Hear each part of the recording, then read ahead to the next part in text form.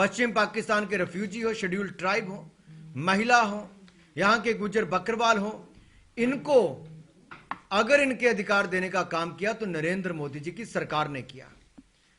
यहां की जनता ने नरेंद्र मोदी जी के ऊपर विश्वास व्यक्त किया है, भरोसा व्यक्त किया है और मजबूती के साथ जम्मू कश्मीर की जनता भारतीय जनता पार्टी और नरेंद्र मोदी जी के साथ खड़ी है।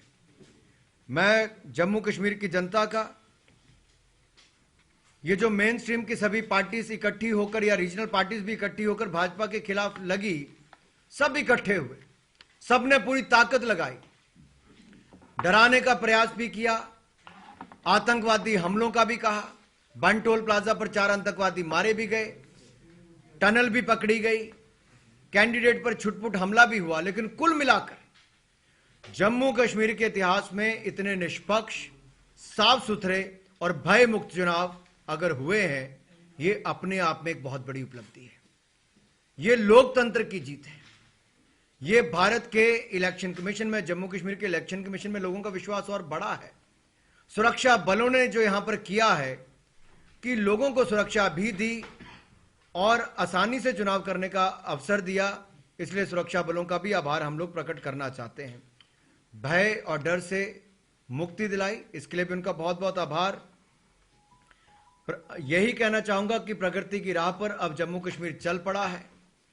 5-6 अगस्त 2019 को जब लोकसभा और राज्यसभा में धारा 370-35A से मुक्ति मिली, तो उसके बाद अब जितने काम यहां पर हुए हैं वो अपने आप में बहुत बड़ी बात है।